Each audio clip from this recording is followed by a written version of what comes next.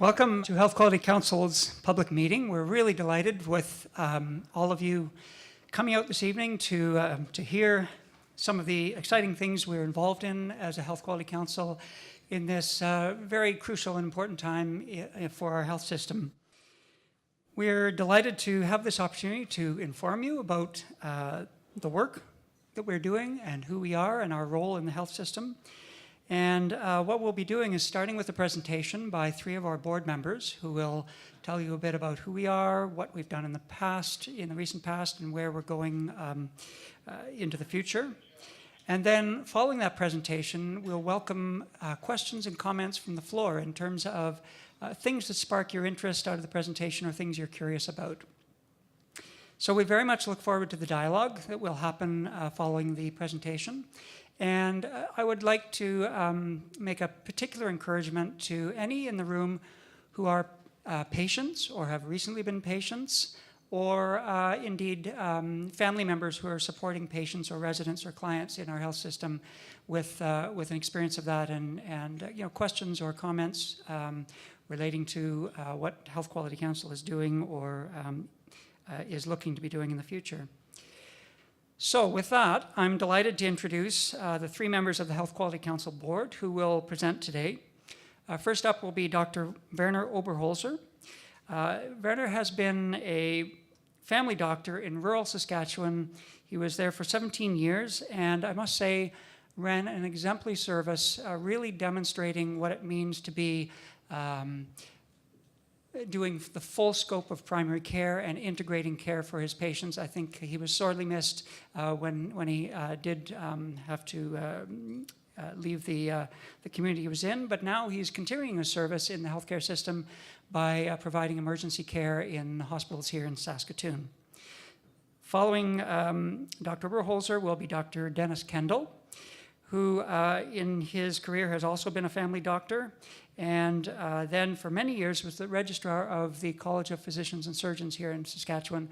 So fulfilled a lot of work in promoting quality and safety in the healthcare system through a regulatory role. And then most recently, he served as one of the three panel members that assisted the Minister of Health in determining how we should restructure the organizational structure of the health system. Dr. Kendel is the Vice Chair of the Health Quality Council Board. And then following Dr. Kendel will be Dr. Susan Shaw. Dr. Shaw is an anesthesiologist and an intensive care physician in Saskatoon Health Region. She has also been a quality champion over many years, has led work both in improving quality and in intensive care units, and more recently provided leadership from a clinical side for patient safety in the Saskatoon Health Region across the system. She is the chair of the Health Quality Council Board, and I think between the three of them, they demonstrate a lot of championship and leadership in our health system from different perspectives and different locations in the province. And they're delighted to be here and able to tell you a little bit about Health Quality Council, the work we're doing and have been doing, and what we look forward to doing. So, Dr. Oberholzer, over to you.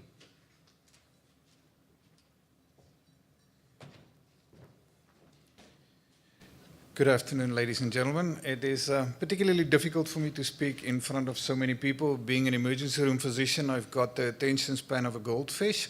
And please don't believe anything Gary has told you about me up till now.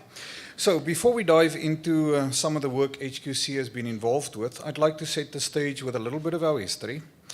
HQC was established in 2002 in a response to the recommendation from Commissioner Ken Fike in his report, Caring for Medicare, Sustaining a Quality System. Now, Saskatchewan was the first province in Canada to establish a Health Quality Council, and our council serves to connect people from across the healthcare system, ignite ideas for change, and to accelerate improvement of health and healthcare across Saskatchewan. So, we do this by building improvement capabilities and spreading innovation throughout the province through education, improving initiatives and research. In our early years, we played an instrumental role in establishing quality improvement infrastructure and an improvement mindset in the Saskatchewan healthcare system. HQC supported the establishment of dedicated quality improvement teams and positions in health regions. We produced reports that identified the quality gaps and opportunities for improvement in specific care settings, and we also facilitated learning from high-performing healthcare systems from across the world. And we also facilitated to inform this approach for improvement in healthcare then here in Saskatchewan. Our province has come a long way in advancing the quality agenda over the past 15 years. However, we recognize that there is still much work to do. When we hosted our last public meeting in 2014, we asked those in attendance to discuss and provide us with input on 2 questions. What do you envision to be different in a healthcare system as a result of partnering with patients? And the second question was, what your wish list of things would be to be done tomorrow, next year, and for our next generation? Many of these themes that emerged in the conversations were consistent with the findings of Commissioner Tony Dagnoni in the 2009 Patient First Review, including equitable care, coordinated and team-based care, timely and convenient care, informed care, and respectful care. The new themes that emerged from this dialogue included preventative care, education and training in quality improvement, safety, engagement, physicians and communities, and then patient and family participation in improving care. Thank you. I'll hand over to Dr. Kendel.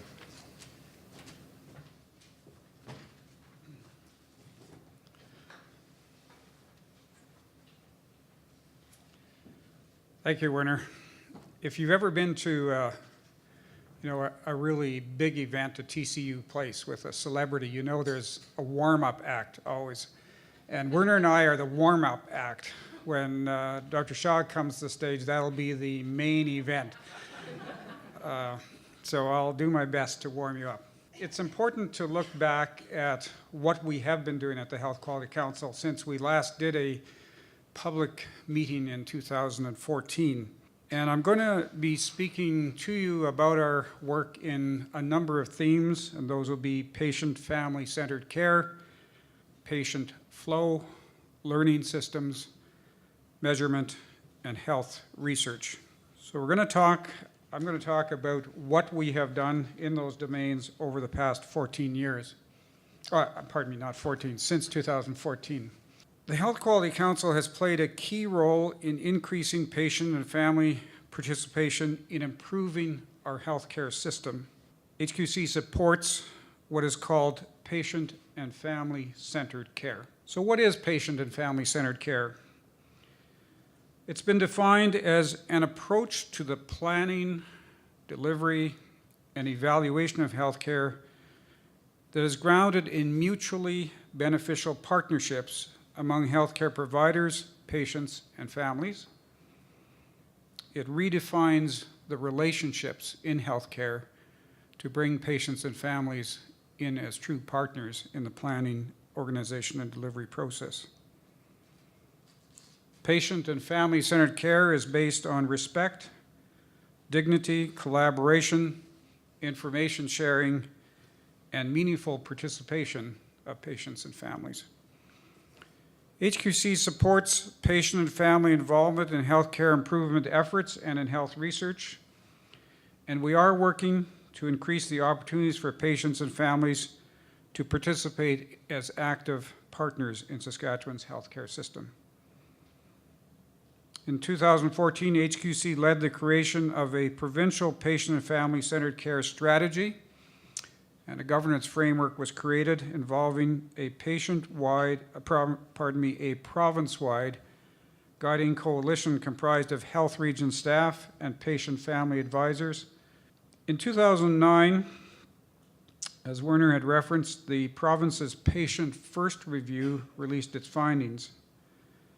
And the first of the 16 recommendations was that the health system make patient and family-centered care the foundation and principal aim of the health system through a broad policy framework to be adopted system-wide, developed in collaboration with patients, families, providers, and health system leaders.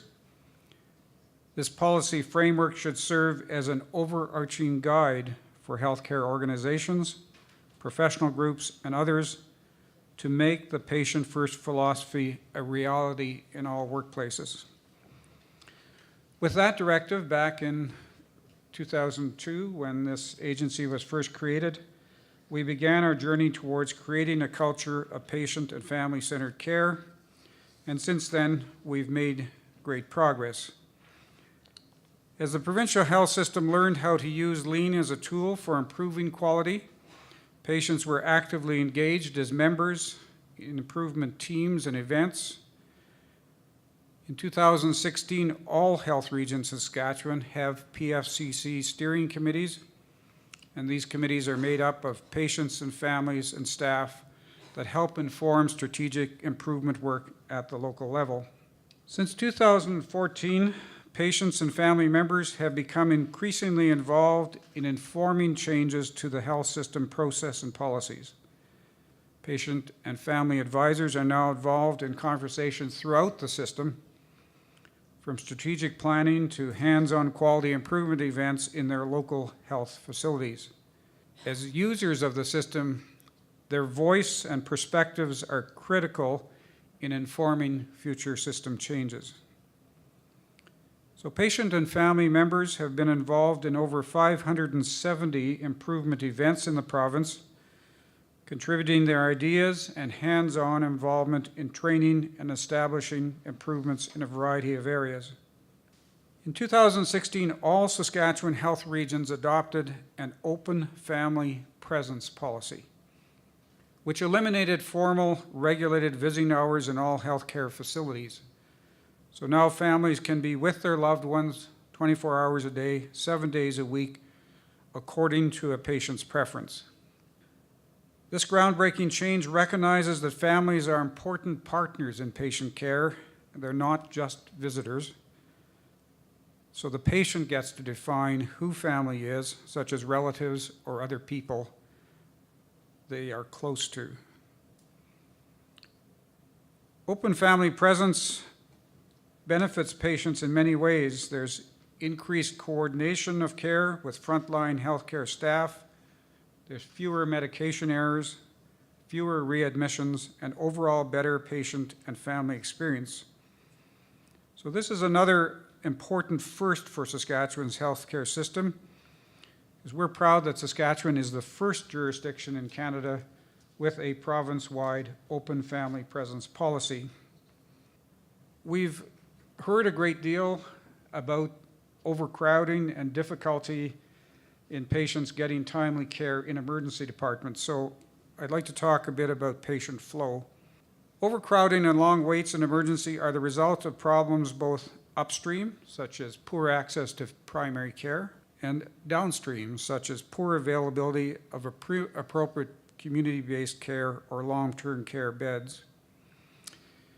In healthcare, we've had a history often of thinking that the solution to our problems is more. More doctors and nurses, more beds, a bigger emergency department, more money. We've often used a superficial understanding of the problem, what we think is happening, to jump quickly to solutions. As part of the Provincial Emergency Department Wait Times and Patient Flow Initiative, which lives within HQC, the staff are based in our offices, we're developing a deeper understanding of the different factors that really do drive long waits in emergencies. Through this work, we're learning that long waits are less about what's going on in the department and more about symptoms of problems elsewhere in our healthcare system. We're working with health regions to gather the data that will help us move away from trying to develop solutions based on what we think is happening in our system to build solutions that are grounded in what we know is happening. Actually, physically testing different options through pilot projects can be expensive, impractical, and time-consuming. So for the first time in Saskatchewan, we're applying a new tool called computer simulated modeling. This tool is being used to explore various what-if scenarios. Modeling uses actual evidence and data, but you don't need to actually put a specific program or service in place in order to test the model. The tool is being used to show planners and policymakers how changes in one area of care will affect how patients flow elsewhere in the healthcare system. Another major focus in our health system over the past 3 years has been improving how patients move through their episode of care. Many of you will recall the challenge that Premier Brad Wall put forth in January 2012 when he said that no one would wait for emergency department care in Saskatchewan. The Emergency Department Wait and Patient Flow Initiative was created to address emergency department wait times in Saskatchewan in conjunction with other improvement efforts across the system. This initiative builds upon previous work and aims to address key recommendations in the Patient First Review. It also connects to several themes that engaged or emerged in our last public meeting, and particularly promoting team-based coordinated care and timely and convenient care. We now have data and evidence to help us understand the many factors across our large, complex system that contribute to the length of emergency department wait times. We do know that there are limited resources, both financial and human, to address this problem. The initiative's project team, which is based at the Health Quality Council, is working in partnership with the Ministry of Health, with patient advisors, health region representatives, and clinical experts in geriatrics, primary care, and emergency medicine on a variety of strategies to improve patient flow and the care experience. Patient advisory group was established early on in the life of this initiative, and patient advisors were embedded in teams that are working on foundational elements of good patient flow. Those include interdisciplinary bedside rounds and collecting accurate information on alternative level of care. For example, patient advisors continue to be involved as all of this work evolves. We have also been working in developing learning systems because we've come to realize that high-performing, high-quality healthcare systems anywhere that they exist in the world place an emphasis on learning. They recognize that the key to making care better and safer is ensuring that people are working at all levels, and that includes senior managers, point-of-care staff. Everyone in the system needs the skills to make improvements in their work every day. It's often cited in high-quality, high-performing systems that every employee has two jobs. One is to come to work and do what we would normally regard to be our work, and the second is to every day, in every way possible, decide how you can make care better for patients and make that happen. So we're working with our partners to create an integrated learning system that gives people the kind of quality improvement training they need throughout their healthcare career. There's now onboarding for all new employees when they start working in our system to develop some of this knowledge. There's training for frontline managers to help them make and sustain improvements in their responsible areas, and to coach staff to develop continuous improvement mindsets to their jobs. And there's in-depth learning for our senior leaders to help them guide large-scale changes in our system. A big part of learning is understanding how all of the different small improvements we're making add up over time. We've created an online database that our partners are using to collect and collate information about improvement activity throughout the system. And this resource is helping us to support ongoing learning and collaboration between different areas. Since 2012, more than 1,700 teams have come together to run formal improvement events across this province to help make care better, safer, and easier to access, and easier to navigate for patients and their families.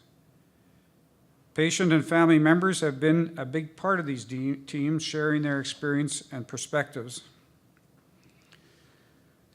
We know that the only way to make care safe and patient-family centered is to have everyone working in healthcare continuously and relentlessly making improvements every day.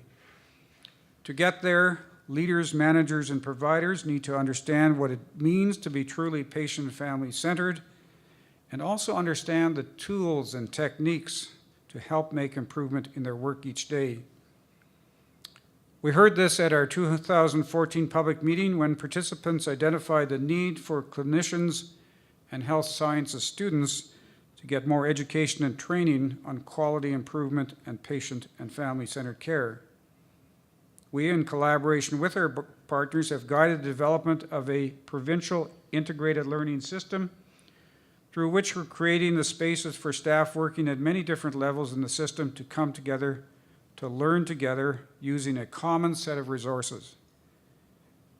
Now, as part of their onboarding, every new employee who joins the healthcare system learns about what it means to be patient and family-centered and how they can contribute to positive changes in their work environments every day. Frontline managers have the opportunity to receive further training in a program called Lean for Improvement Leaders Training, which now focuses on how to improve care. There are currently 935 improvement leaders enrolled in the Lean for Improvement Leaders Training, and for those senior leaders guiding larger scale changes in the system, there's been an opportunity for in-depth improvement. We have seen engagement and involvement from all 13 health regions, eHealth, 3S Health, HQC, and the Ministry of Health. And improvement teams have been leading change in clinical areas, including acute care wards, home care, public health, long-term care, community services, as well as support services such as IT, laundry, scheduling, stores, housekeeping, lab, diagnostic imaging, nutrition services, and therapies. Sometimes we don't realize the diversity of human activity that goes on to provide patient care. It goes well beyond doctors who often get a lot of the attention, but there's a massive team of people out there making the system work. In 2012, the health system committed to the adoption of a single methodology for improvement work, and this enabled us to speak the same language when it came to talking about planning and spreading improvement through healthcare. And slowly but surely, we're seeing an engine for quality improvement develop in the province through both formal and experiential training. A culture of quality improvement is beginning to take hold where every member of the team is continuously looking for ways to make care better and safer for patients and families. So let's talk a little bit about our role in measurement. When we are trying to make improvements in our healthcare system, we need to ask the right questions.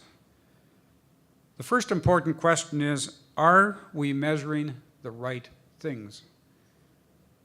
The second consideration is to make sure that we're measuring it right.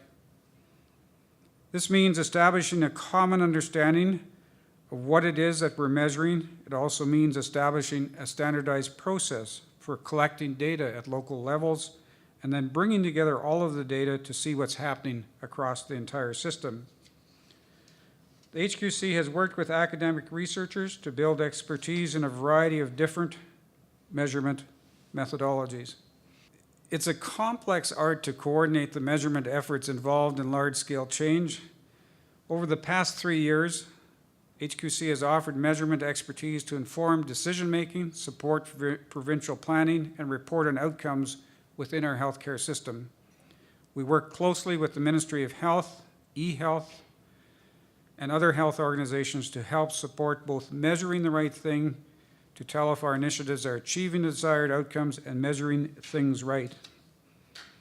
As part of the Emergency Department Weights and Patient Flow Initiative, HQC worked with eHealth Saskatchewan to develop a common measurement framework for understanding the needs of patients who are in hospital but who no longer require that level of care, a group of patients that are referred to as alternative level of care. By determining the right things to measure and creating tools to help ensure that these things are measured right, we are helping teams on hospital units learn to make measurement part of their daily routine. And through this work, we've come to see just how many patients there are in hospital whose needs could be much better met in alternative care settings in the community. And we see this as a major factor contributing to some of the bottlenecks in the healthcare system. Gaining a better understanding of the kinds of care these patients actually need is key to developing the right solutions. And finally, just a brief comment on health research. HQC has worked with academic researchers to build expertise in a variety of different research methodologies. Over the past 3 years, the HQC has contributed to 19 publications on healthcare topics, such as drug therapies, seniors care, and chronic disease management. And the warm-up act is over, and I now give you Dr. Susan Shaw, our board chair. Thank you, Dennis. It's my absolute pleasure and privilege to meet with you today. I'm just thrilled there's so many new faces to me. There's some familiar faces, but we really are here to serve our public, and it's our obligation to share our work with you and to hear from you. And I've been with Health Quality Council for just over 5 years, and I know that our work has evolved, my knowledge has evolved, and I'm very excited about where we're heading next. I think that were a few examples of the journals that have accepted work that I just clicked through quickly there. So I want to spend a few minutes with you actually looking into what we think our future could look like based on where we've been, where our information's telling us to go, and most importantly, where our patients and families are telling us where we need to go. We're very excited to once again be partnering with our health system stakeholders to work on new and exciting initiatives that will help us improve healthcare in your province. We're going to take a few minutes here to highlight some of our work that's coming up ahead. So you've heard quite a bit already about the ED Weights and Flow initiative from Dennis there, and the reason why I'm going to continue to talk about it is that this is work that must continue. We're not where we need to be yet for our patients. So improving patient flow is going to continue to be one of our top priorities for Health Quality Council in our upcoming year. Our research in our health system modeling, which you saw an example of, shows that one of the keys to reducing our wait times in our emergency departments is to help our patients get out of the hospital and back into their homes and their communities faster. So once they no longer need hospital-level care, they need the helps to be created so that they can be heading home. Right now, we have a lot of patients who are in hospital beds who could safely have their care needs met outside hospital if we built the right system. And we have patients in our emergency rooms who need to be admitted but are waiting for a bed so that they can come open so that they can come in.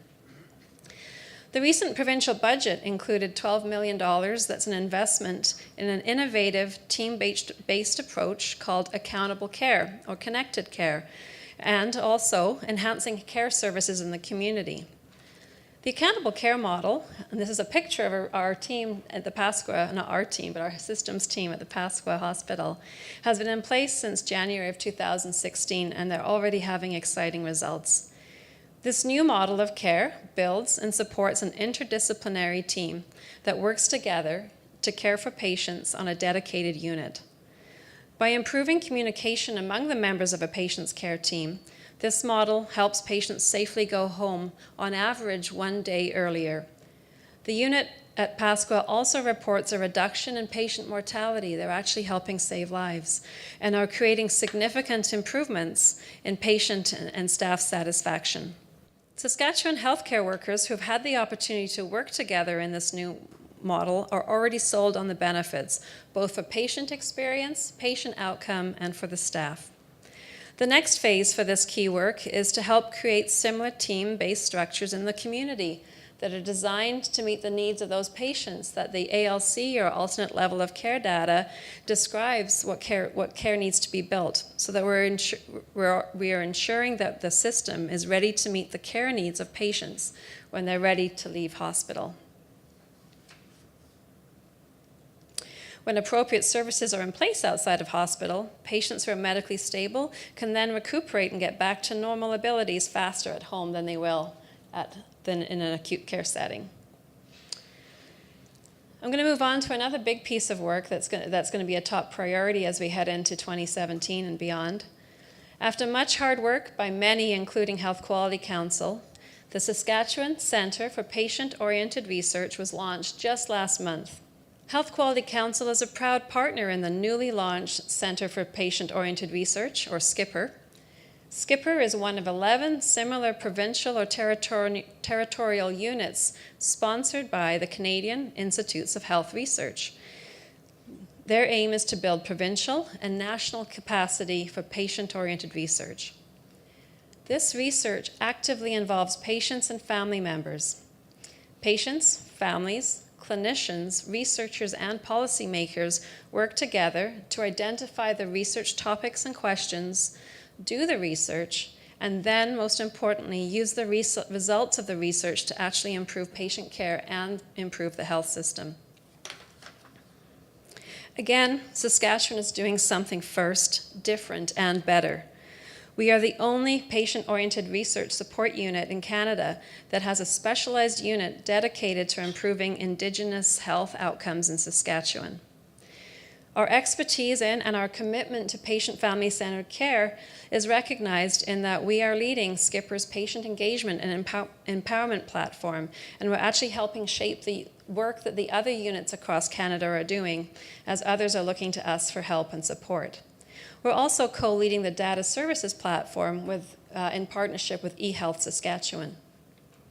So why patient-oriented research? Well, we already know that patient involvement has been shown to help focus research on more relevant questions, improve data collection methods, and improve data interpretation. Patients also have a role to play in helping to translate the new knowledge that's gained into improved policies and practices in healthcare.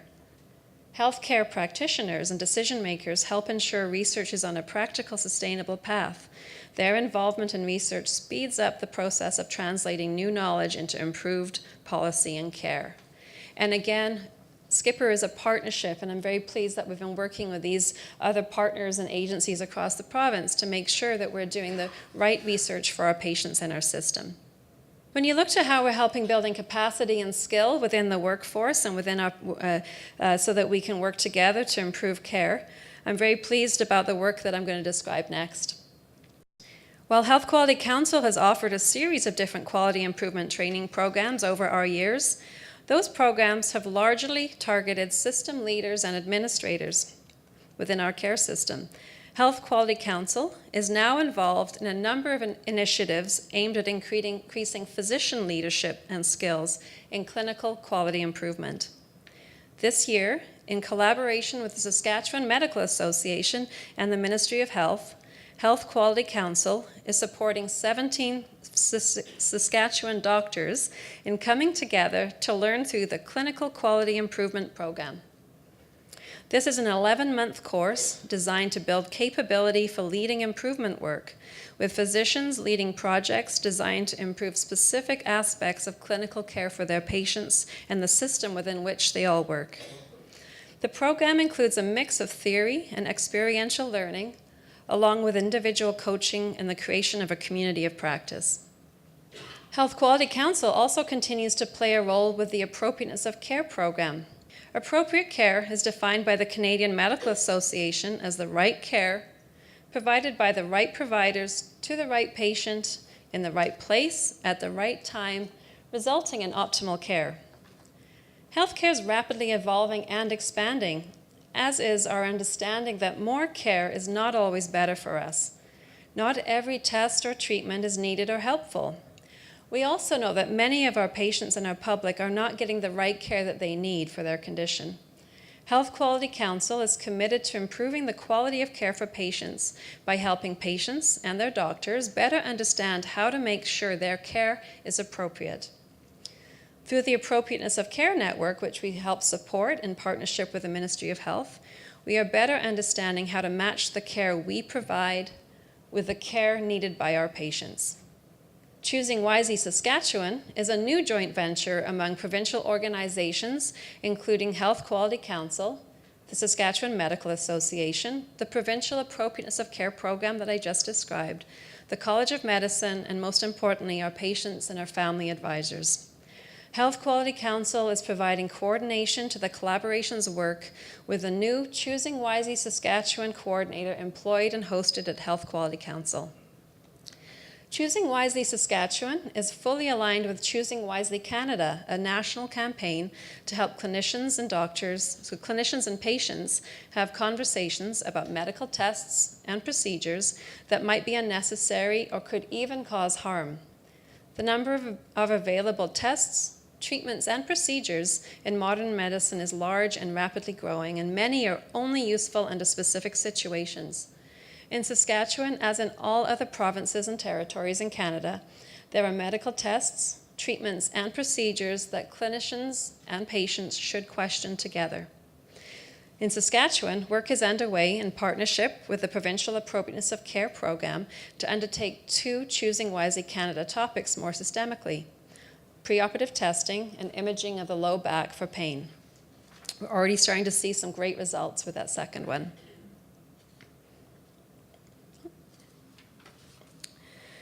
So our health system and our organization has come a long way since we were first founded in 2002.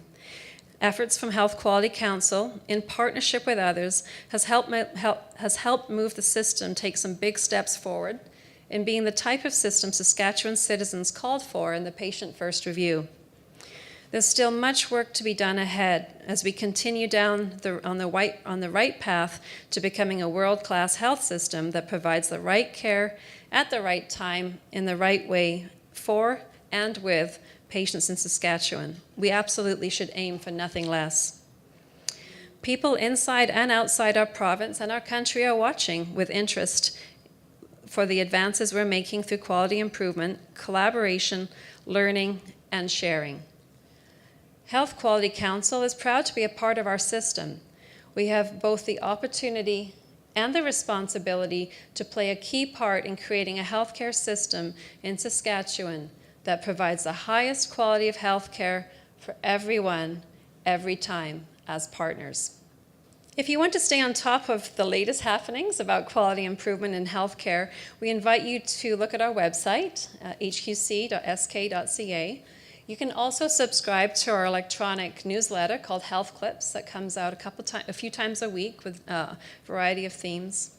And you can always learn more about Health Quality Council and our work by reaching out to us, either by phoning us, by tweeting us, by posting on our Facebook, or by, more importantly, reaching out to us today. So I'm very glad that you're here. I'm very proud of the work that we do.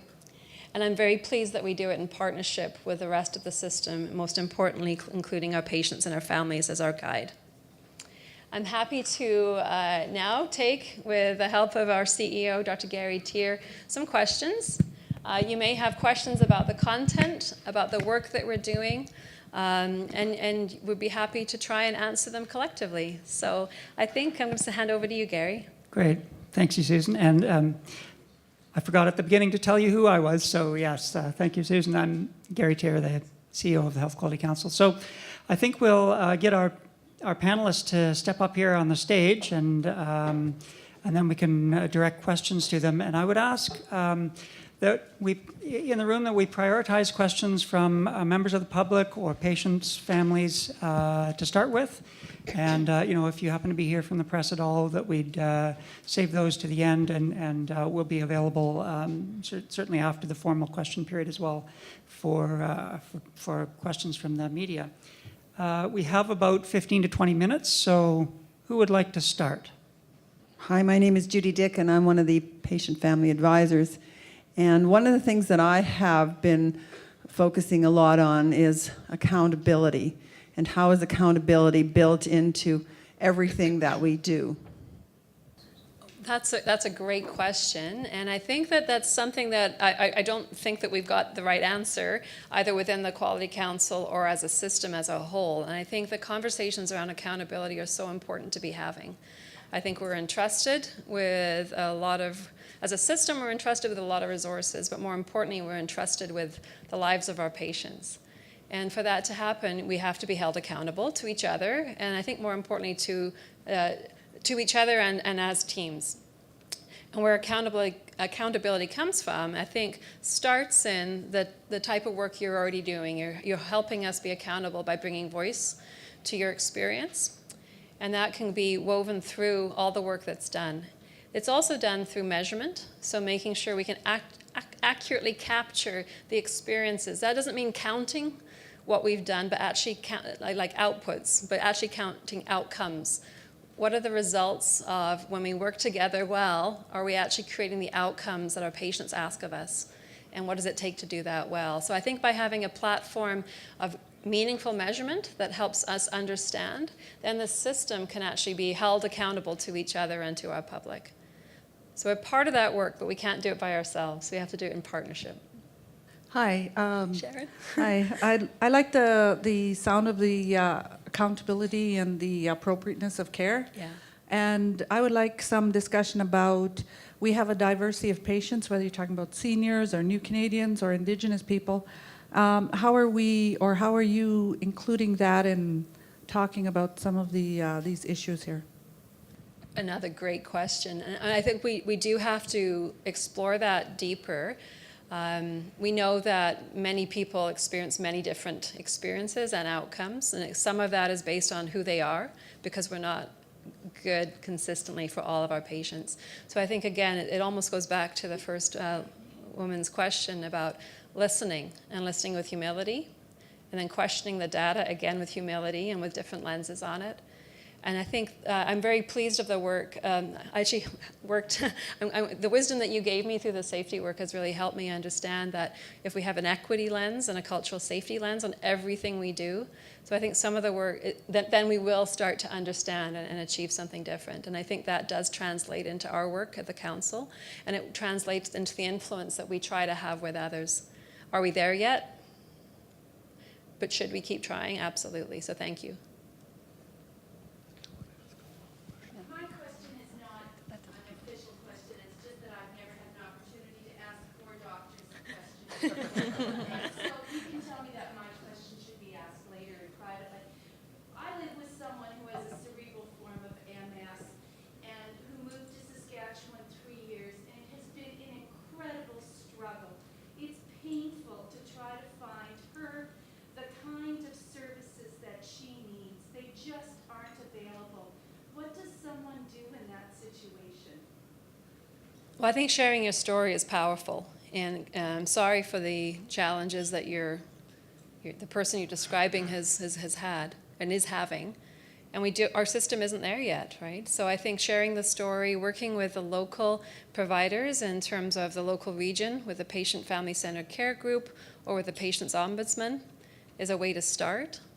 And I can perhaps give you some more information offline about how to find those people. They should be easy to find. I know they'll be on the right websites, but I think you have a very powerful story, and I think our ambition is to create a system where that story is no longer told. So I'd be happy to talk with you. Yeah. Hello, my name is Kevin Cricket. I just wanted to say that I've been on a PFAC board for a year now, and I find it to be very tolerable. Tolerable. So, That's a good word. So thank you for the opportunity, and I appreciate your efforts, all of you. Thank you. Thank you for your contribution as well. I know that's hard work, so thank you. Hi, good afternoon. I'm Chris Gordon. I'm a Saskatchewan dental hygienist. I work in long-term care and in private practice. Recently got a contract with the health region to go into hospital. Hi. And I'm proud of my profession. I struggle with my profession because there are so many vulnerable people out there that need oral health.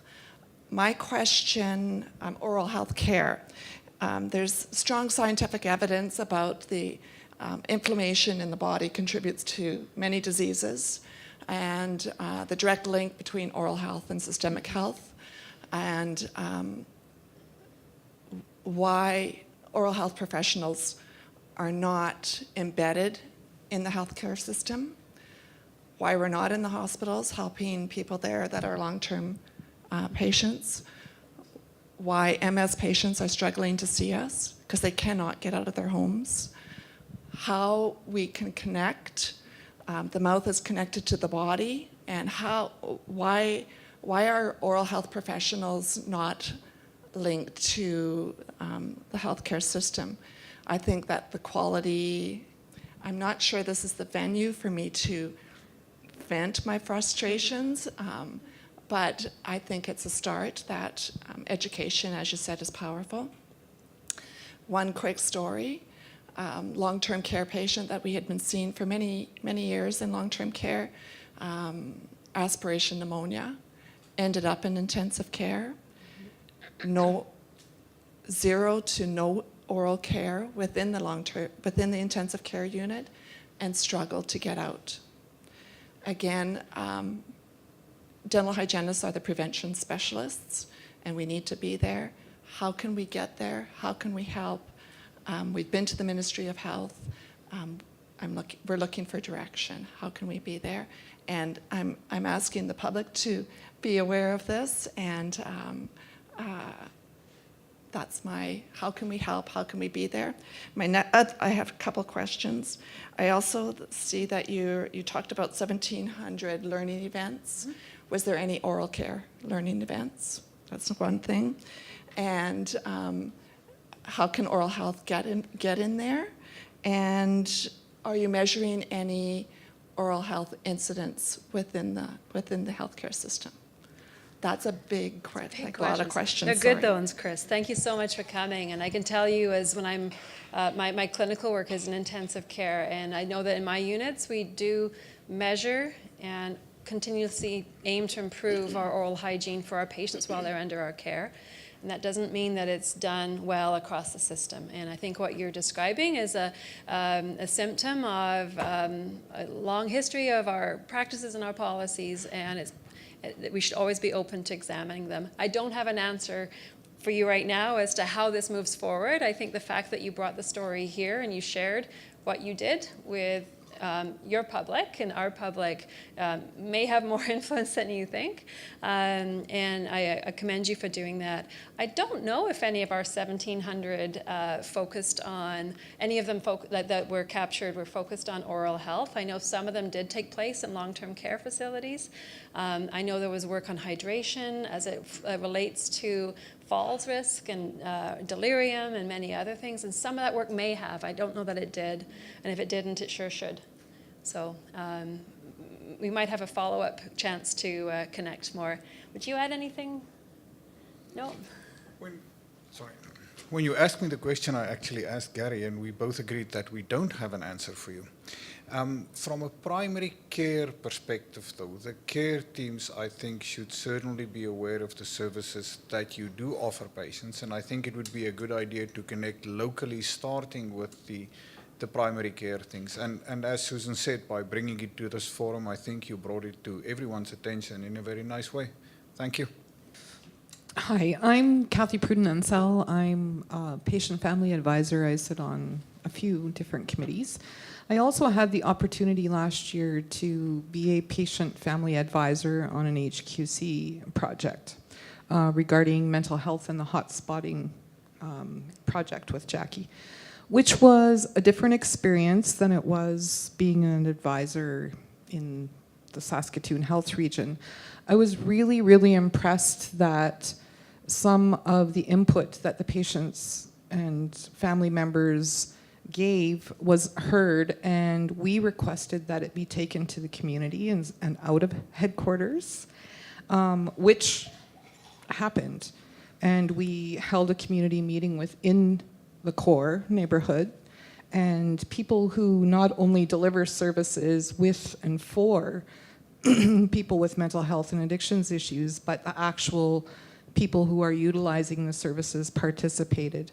We felt heard and I felt engaged, but my one disappointment was, and continues to be even hearing some of this today, how can we build a consistent communication plan from HQC to our steering committee, to our patient advisory committees, to the community as a whole? I mean, the community as a whole isn't going to come to TCU Place to hear what you guys are doing, and it impacts everyone. So I'm just wondering how we can also build partnerships. I mean, we're just neighbors, so. Thank you for that. And thank you for the work you did. And I think communication is that ever elusive challenge that if we knew how to do it well, it's really hard. It's very, very hard work. I know I take your feedback, and I know our communications team is listening as well. And we are always looking at how to communicate better. I think closing the loop is important, as it's a sign of respect as well, that you were listened and heard, and this is what happened from the hard work that you did. So thank you for both the suggestion for improvement and the kind words. Hi, I'm Diane Martin, and I'm also a patient and family advisor. I'm also an educator by profession, and I'm wondering to what extent have you been able to connect with the colleges of medicine, nursing, and pharmacy, say, and how successful do you think it's been so far embedding patient-centered care into their curriculums? I think the answer would be best shared by patients. How well have they seen their care change? We have worked with the postgraduate training program at the College of Medicine, so residents we did create curriculum in partnership with the College of Medicine and Saskatoon Health Region that includes the principles of patient-family-centered care. And I know I'm looking at Kathy and our other advisors that have worked both with HQC and then beyond, have been working in partnership with some of the colleges. I think you make a great point. If we don't start with our young and create the workforce that we need, then we're really not, we're missing a big opportunity. So I'll ask Gary, you probably have something to add there. It's a great point, and it was certainly a number of years ago a recognition that we had as a council that not only do we need to provide education and training around quality to those who are already professionals and practicing, but also those that are coming on will be the next generation. We've done a number of things over the years. Anyone who's worked with university curricula and so on, it takes a long time to change those things because they go through quite a process to develop curriculum and establish it. But we've had a number of successes along the way. For about the past 5 years, Health Quality Council contributed, along with the Ministry of Health and the University of Saskatchewan, to a chair in quality improvement science that was actually situated in the College of Pharmacy and Nutrition. That part of the role of that chair was to do research, but also to facilitate the development of programs in the undergraduate learning experience. And there was some success in that work. Now with SCIPR, the Saskatchewan Centre for Patient-Oriented Research, one of the mandates of SCIPR is to both do research, but also to build capacity and capability. And so there's work ongoing around graduate training and reaching into the College of Medicine and into the other colleges in terms of how can we begin to embed this in the education. I think when you begin to work with the faculty around some of the things they're interested in, research being one of them, then they start to learn the importance of quality improvement and begin that work to embed that into the curriculum starts to come from the faculty and the students themselves. Choosing Wisely Saskatchewan is another mechanism by which we'll be reaching into the education of our professionals. So certainly in the medical colleges, there's a group they call the STARS. I can't remember what the acronym stands for, but it's trainees who are learning about appropriateness as medical students and getting oriented to that whole piece of work. And I can tell you that that's effective. I was on a canoe trip this past summer up in the Northwest Territories, and my guide was a medical student, and she was talking about STARS and choosing wisely. So it's really penetrating in the medical education field. So we're doing many things and with many partners, but it does take time to change that. But I think there's a real genuine interest in the universities now, both because of the Skipper work and just because the whole area of quality and patient-centered care is much more on the radar now across the health system than it's been in the past. I'm Alan Zabratsky. I'm a patient and family advisor for the Saskatoon Health Region's Mental Health and Addiction Services, Adult Services, PFAC, because we couldn't shorten it any shorter than that. Anyways, my question is, in terms of the overall project goal for the Health Quality Council, and I know it may seem like a multifaceted, morphing, moving target for you, but how far along do you think we are?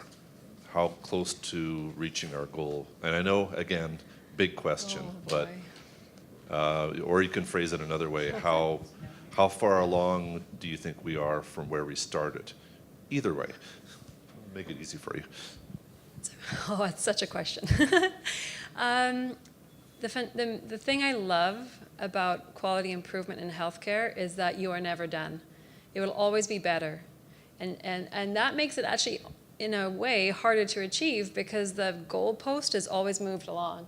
So if I look at I don't have an answer for you in terms of, are we like 10% there, but I know we've made big steps. So I can think about being a medical student in the ICU and thinking it was really weird and uncomfortable when families were asked to leave because we were about to talk about their mom. I would just sit there quietly and going, that's not right. And then I trained and I learned it was right. And then I started practice, and it was through a brave mother who told me how much our care sucked, that was her word, that I started to invite families back in. And now every patient in the province has the right to invite their family in when they want the family in, not when the doctor says so, not when the nurse says so. So I use that as one of my markers to know that we have come far. I also know that not every patient has that experience every time, even though they have the right. And I also know that as a clinician, not everything I do works the way I want it to, and not every choice I make in partners with others is as easy to make as others, right? So we're on our way. I don't have an objective marker for you, Alan, but I know that my personal journey is we've come a long way. We should, and we'll always strive to go further. So didn't really answer what you want me to say in terms of how far are we, but I say in terms of culture shift, it's a tipping point. And for me, my personal one is that patients and families have become the center of my work rather than, which is really what it should be for healthcare. I lost that and I got it back. Yeah. So I've actually been on this board since the inception of the organization, and I think the question you place is a really crucial one. I would just make the observation during my presentation, I talked about the importance of what we measure and how we measure it. So I guess one of the problems is that the needs of people are so diverse that when a problem is highly visible, for instance, surgical waiting times were highly visible, so we threw a lot of intense resources towards that goal and we brought down surgical wait times. We are now in a major system-wide imperative to try and deal with the overcrowding in the emergency department, the backlog, the flow problem. And in a time of great economic constraint, actually allocated $12 million of new funding to that. But to the woman who spoke about her partner having difficulty accessing MS services in the community or oral health, if a problem isn't visible, if an issue isn't so highly visible, then I don't think we've done as well as we should do in terms of actually tackling those needs. So I'll just make one other comment in relation to the two people who raised those unmet needs. Back in 2012, in response to a very comprehensive consultation process, there was a framework on primary care issues that suggested we need a system of primary care that is patient and family centered, is community designed and team based. And we haven't moved forward on that, I think, as effectively as we ought to, because community design would involve tapping into the needs that are not so visible and making sure then we do have the team approaches that would meet those needs. So I think it depends on what's visible and where we target our resources. I would like to speak in response to the question about how far we've come. My name is Bonnie Brossart, and I have the privilege of being the CEO of the Saskatchewan Medical Association. But I grew up at the Health Quality Council. I was with the HQC for 16 years and made the move from the HQC to the Saskatchewan Medical Association, principally because of the impatience I have in terms of the goals and aspirations that we have as a system and the necessity to be bringing together all parts of our health system towards those shared aims. So yes, I would agree with Susan. There has been a lot of progress. To think that there's close to 1,000 people now in this province with quality improvement skills, which means they think differently, they ask questions differently, they are more humble and curious than I remember 16 years ago, that's huge progress. I saw some of the results of that culture change when my mother spent her last 2 months at St. Paul's Hospital. It was very evident. Is it everywhere? No. I guess, as folks may know me, I think I was labeled once upon a time the constructive agitator, agitating for a better system, learning from high-performing systems. I now like to think of myself as the impatient optimist, and that I am impatient, but I am so hopeful with the journey that we've been on in terms of our quality improvement one in this province, that we have such a foundation for better tomorrows each and every day. Where I'm impatient, it's not happening fast enough. And now with my SMA hat on, I guess I fundamentally believe with all my heart that the ambitions that we have will not be able to happen without the true partnership with physicians. There are barriers and there are opportunities to what's in front of us, but I know that I have the privilege of working with a lot of doctors who want to work differently, who want information about how they're doing over time comparatively so that they can be part of that improvement journey. So my question and my hope for Health Quality Council is, again, continue to reach out to your partners, including the physicians of this province, because we can't do it any other way. And I guess the last thing I'll say is a couple weeks ago or a couple months ago, one of these high-performing health systems came to Saskatchewan to share with us what they've learned and how they've transformed themselves. And it was very powerful because these were physician leaders and policy leaders speaking about that journey.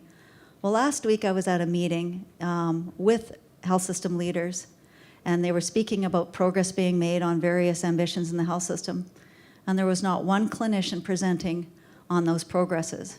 It was very wonderful, lovely people who I've worked with for years and years, but these are people that are so far from the point of care that I struggle now, and I struggle more than I ever did because I'm not a clinician, but I struggled with those presentations because I thought there's something not quite right when those that are so far from care are talking about what the targets are and how we're moving towards them or not. So in my long-winded way, I'm saying, well, yes, we have made progress. Yes, I'm proud to be part of this wonderful place called Saskatchewan.